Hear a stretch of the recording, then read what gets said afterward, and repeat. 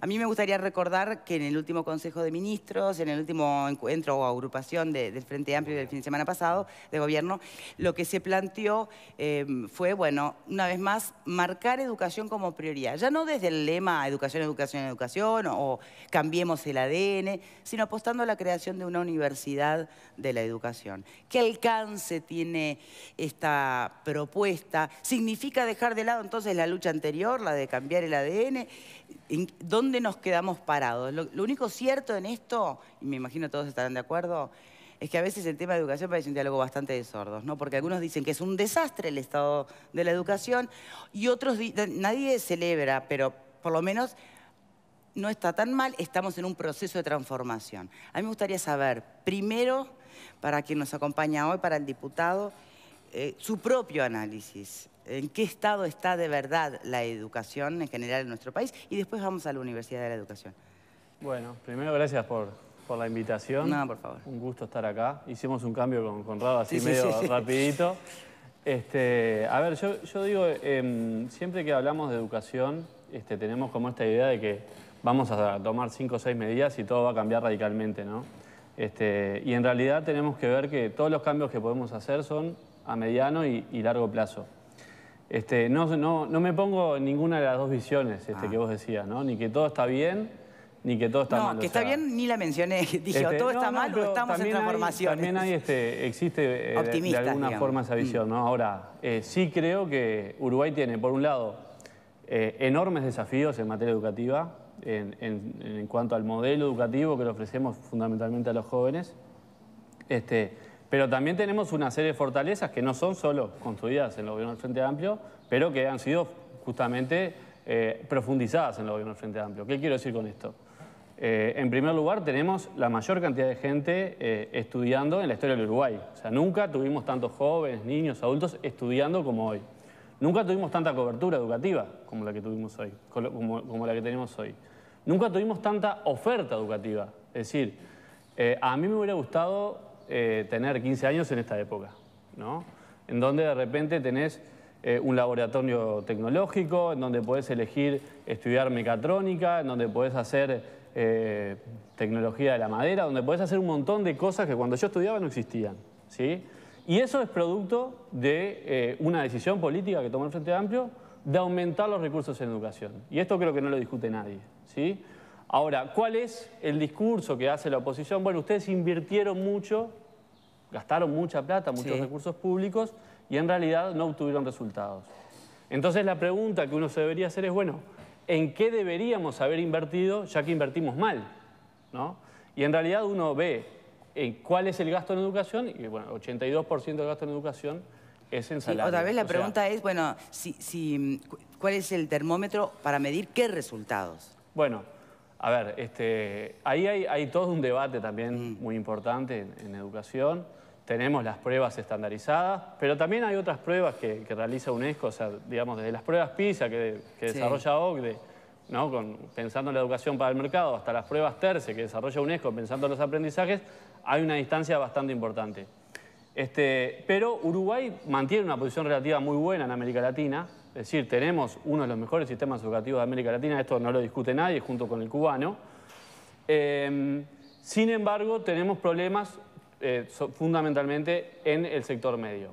¿Por qué desiertan tanto de secundaria? Bueno, por varias cosas, ¿no?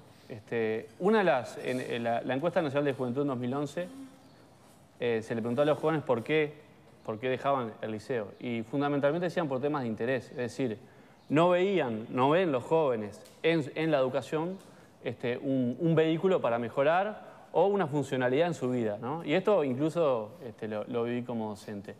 Entonces, ahí tenemos un problema de modelo, bien claro. ¿Por qué? Bueno, porque las instituciones de educación media que tenemos estaban pensadas para otra sociedad, ¿sí? Eran instituciones pensadas, alguien dice, tenemos instituciones del siglo XIX con docentes del siglo XX, con estudiantes del siglo XXI. Yo creo que eso es bastante cierto, es decir, estas instituciones estaban pensadas para elegir a una élite de la sociedad que después iba a ir a la Universidad de la República, ¿sí? Y eso ya no funciona. Primero porque queremos generalizar la educación universitaria, es decir, ya no queremos que solo un sector acceda a la universidad, queremos que la mayor cantidad de gente posible acceda a la universidad.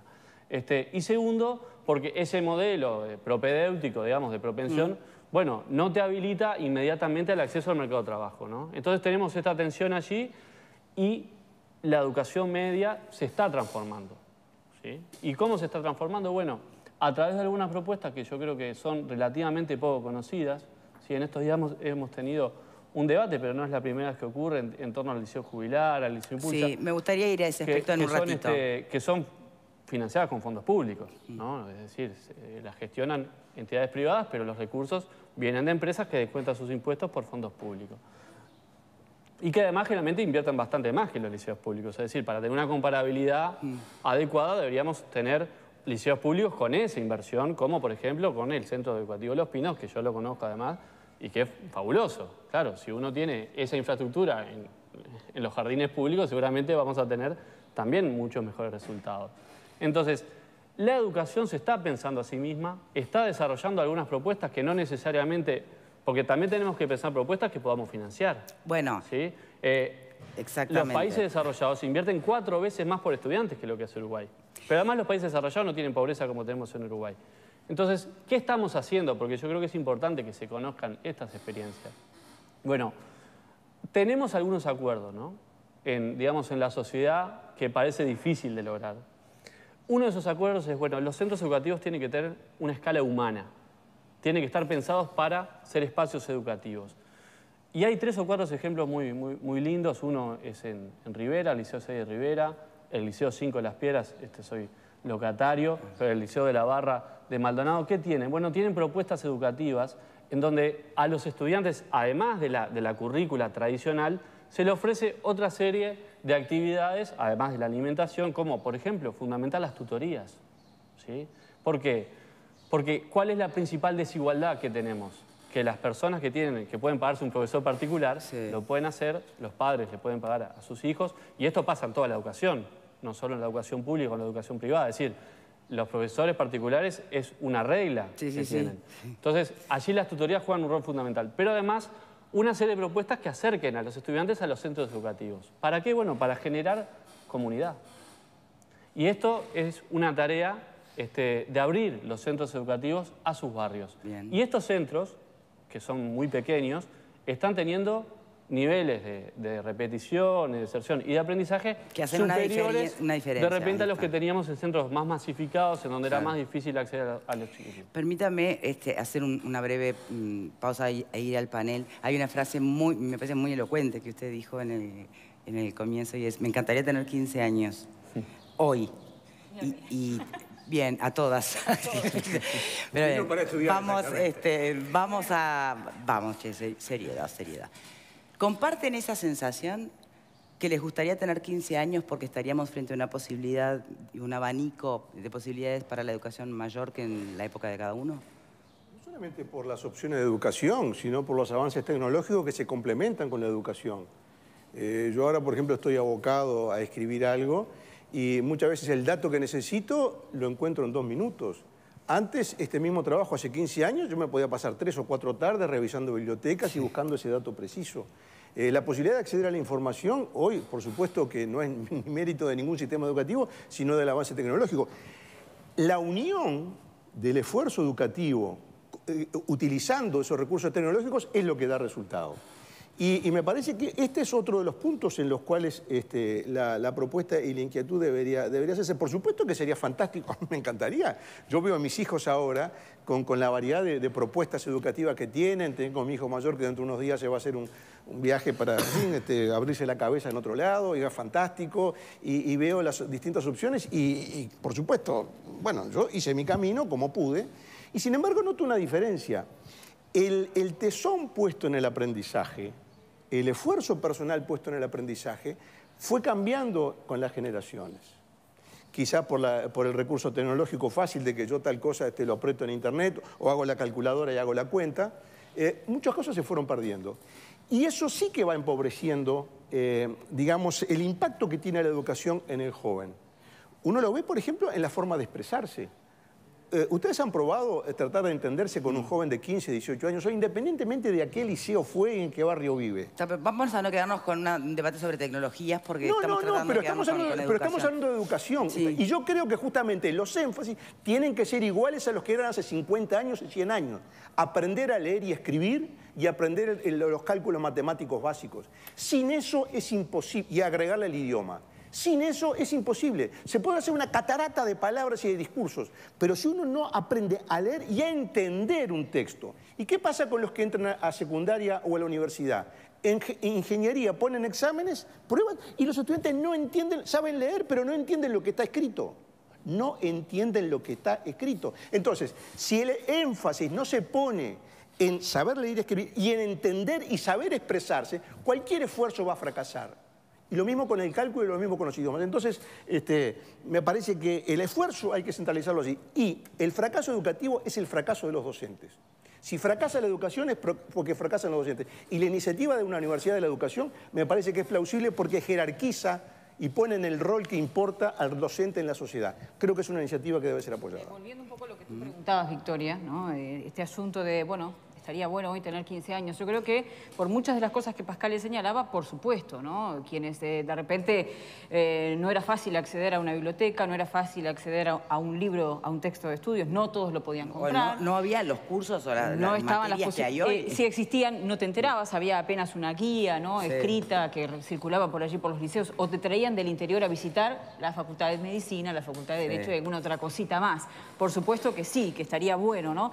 Ahora, también había en ese momento, al menos hasta mi generación y un poquito más, la convicción de que la educación era el pasaporte para cambiar tu situación. Si tu familia no había sido universitaria, si tu familia no tenía los recursos necesarios, el pasaporte para cambiar esa realidad era la educación. Y más o menos, la gran mayoría de los que compartíamos la clase, teníamos la sensación de que los caminos iban a ser diversos, pero que ser buen estudiante te aseguraba llegar a un trabajo bueno, a un trabajo honesto, a una profesión algunos, a un oficio otros. Yo creo que eso es lo más preocupante que se ha perdido hoy, cuando se mencionaba por qué entender el valor de estar educado, de educarse. ¿Por qué los estudiantes dejan? Porque creen que aún estudiando y siendo buen estudiante no van a conseguir nada. Bien, ¿y eso en realidad se le puede achacar la responsabilidad al sistema educativo o a otra cosa? El sistema educativo no está aislado de lo que es, por ejemplo, la realidad económica del país. Lo decíamos el otro día, nos hablaba de gente sobrecalificada que no consigue empleo. Entonces me parece que hay mucha otra cosa. Me gustaría para después, usted citaba por allí una frase, ¿no? De esto de los alumnos del siglo XXI y demás. Una frase que es de Fernando Filgueira, quien fue subsecretario del Ministerio de Educación y Cultura, o por lo menos él se ha embanderado un poco con ese pensamiento y de esa manera también fundamenta su manera de pensar. A mí me gustaría saber por qué el Ministerio de Educación y Cultura se dio el lujo de prescindir de figuras que hoy están en EDUI 21, que están hablando de cosas muy similares a las que usted habla, pero con ideas muy concretas. Eso para después. Bien. En realidad tenemos un tiempito, a menos que me estén... bueno, si puede, tenemos 2 minutos antes de ir a la pausa. A ver, Sabini, ¿puede responder esa en realidad la frase no es de Filgueira. Bueno, pero ha sido quien la ha impuesto, mirá, ¿no? Creo que habría que ir a los archivos, pero tuvimos una entrevista con Filgueira y la dije yo, después él la dijo en otro lado. Bueno, pero en realidad la frase es de algunos pedagogos que están analizando la realidad educativa, ¿sí? Ahora, con respecto a lo que tú decís, el 54% de los estudiantes... hablando de Filgueira, pero vamos al lujo de prescindir de una persona que piensa como usted, pero que además tuvo ideas muy concretas, que planteaba cambiar el ADN de la educación y que desapareció del ministerio con otra gente muy valiosa también. Pero tú planteaste dos cosas, ¿no? Tú me planteaste lo de Filgueira, me planteaste... Yo te digo, Filgueira, preguntáselo a la ministra, no sé, yo en eso no tengo nada que ver. Tengo algunos acuerdos con Filgueira y tengo otras discrepancias como con mucha gente. Pero tú decías que los jóvenes realmente no creen que la educación sea un camino para cuando usted dijo por qué desertan del sistema. Déjame terminar la idea. Yo te cuento, el 54% de los universitarios, ¿sí?, vienen de familias que no son universitarias. Eso quiere decir que hay una enorme esperanza en la educación. Ahora, no pensemos que la educación nos va a resolver todos los problemas. No va a resolver los problemas de desigualdad, no va a resolver los problemas de empleo. En España hay un montón de profesionales que no consiguen trabajo, te digo, porque tengo un montón de familiares allá, como muchos de los uruguayos, ¿sí? Y entonces la educación tiene que estar pensada en un proyecto de país, ¿sí? En la medida que tengamos un proyecto de país y tengamos un sistema educativo pensado para ese proyecto de país, seguramente las personas que reciban calificación van a tener posibilidades de conseguir quienes tienen la posibilidad de hacer un proyecto de país y de conducir la educación han sido los mismos desde hace 13 años, ¿no? Sí, por suerte. Victoria, a mí me parece, yo creo que arrancaste muy bien hoy, incluso ironizaste sobre el asunto con el diputado, cuando dijiste, están los que dicen que nunca en la vida estuvimos peor, están los que dicen que estamos mal, pero no tan mal, pero de verdad que nadie dice estamos bien, ¿no es cierto? Y yo creo que está bien que así sea, porque esto en el fondo, más allá de otros cruces que se producen, habla de que en esta materia, y a mí me gusta eso, los uruguayos somos muy exigentes. ¿Estamos de acuerdo? A mí me gusta. A mí me gusta que no nos conforme, por decir nada, por decir de alguna manera, que no nos conforme nada en educación. Ahora, a mí nada en el Uruguay, pocas cosas en realidad en el Uruguay, me producen tanto dolor, pero dolor hasta físico, que cuando me entero que un muchacho abandona el liceo. Pero yo haría mal en decir esto sin decir que ese muchacho que ahora abandona el liceo y que es un problema gravísimo, pero gravísimo, que afecta, yo sí creo que tiene mucha importancia, afecta incluso la calidad institucional de la nación, el verdadero sentido de la democracia. Pero también hay que decirlo, porque si no, arrancamos la película hace media hora y la película es larga. También hay que decir que muchos de los que abandonan hoy, en realidad, algunas poquitas décadas atrás, ni se planteaban ingresar a la fiesta de la educación. Y si nosotros no advertimos eso, si queremos generar el discurso que antes todos los muchachos estaban súper entusiasmados en estudiar, todo el mundo tenía clarísimo el valor del estudio, todos los jóvenes de la República iban felices a terminar los liceos, ¿saben lo que estamos haciendo? Estamos mintiendo, no es cierto. No es cierto, el problema surge porque el desafío es mayor y es mayor porque así debe ser. Ese es el avance de la humanidad. Pero no era cierto mi hijo el doctor. Pero mirá los pero no era cierto aquello de el orgullo de mi hijo el doctor. Claro que sí. ¿Para cuántos sectores de la sociedad? Vamos a hacer una pausa y ya venimos.